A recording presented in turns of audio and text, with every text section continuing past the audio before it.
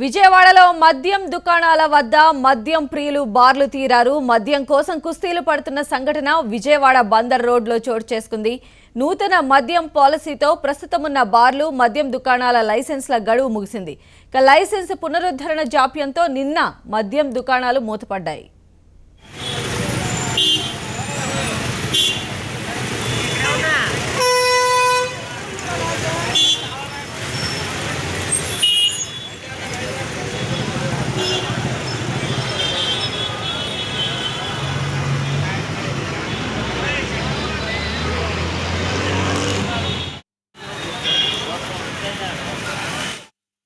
ఈ రోజు లైసెన్స్లు పునరుద్ధరణ కావడంతో కొన్ని దుకాణాలు మాత్రమే తెరుచుకున్నాయి.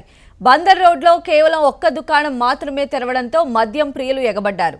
గంటల తరబడి దుకాణం ముందు బార్లు తీరి మద్యం కొనుగోలు చేస్తున్నారు. ప్రభుత్వం మిగతా దుకాణాలకు త్వరగా లైసెన్స్లు మంజూరు చేస్తేనే తమ కష్టాలు తీరుతాయని మందుబాబులు కోరుతున్నారు.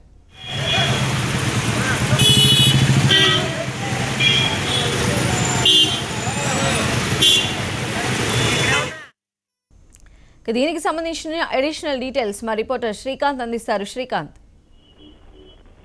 మద్యం షాపుల లైసెన్సులకు సంబంధించి నూతన విధానం 10 తారీఖు నుండి అమల్లోకి వచ్చింది. దీనికి సంబంధించి జిల్లా వ్యాప్తంగా కొన్ని షాపులకు మాత్రమే లైసెన్స్ అందుబాటులోకి రావడంతో చాలా వరకు షాపులు కూడా మూతబడిన పరిస్థితి. మరోవైపు జీఎస్టీ అమలు నేపథ్యంలో కొత్త స్టాకు పాత స్టాకు ధరల వ్యత్యాసం నేపథ్యంలో మద్యం దుకాణాల వద్ద పెద్ద ఎత్తున మద్యం కోసం జనం కూడా బారులు తిన్న పరిస్థితి ఉంది. విజయవాడలో ఉన్న 4-5 బార్లు అదేవిధంగా మద్యం దుకాణాలకు సంబంధించి అమ్మకాలన్నీ కూడా నిన్న రాత్రే పూర్తయ్యాయి. ఇంకా 1-2 దుకాణాలకు సంబంధించి బందర్ రోడ్డు, ఏలూరు రోడ్లో ఉన్న దుకాణాలకు సంబంధించి ఎక్కువ మంది ఒకేసారి రావడంతో అక్కడ పోలీసులు ఉండి ఆ లైన్లు కూడా నుంచోబెట్టి మద్యం విక్రయాలు జరుపుతున్న పరిస్థితి కూడా ఉంది. వీళ్ళకి లైసెన్సులు ఉన్నాయా లేదా అనేది కూడా వెంటనే ఉన్నతాధికారులకు సమాచారం అందించి ఓన్లీ లైసెన్సులు ఉన్న వాళ్ళనే మాత్రమే విక్రయాలు జరిపేలాగా అధికారులు చర్యలు కూడా చేపట్టడం జరిగింది. ఉదయం నుంచి ఇప్పటి వరకు కూడా ఒకటే రద్దీ కూడా కొనసాగుతుంది. సాయంత్రం వరకు ఇదే రద్దీ కూడా ఉండే అవకాశాలు ఉన్నాయి. ఎందుకంటే కొన్ని షాపులు పరిమితంగా స్టాక్ కూడా ఉన్న కారణంగా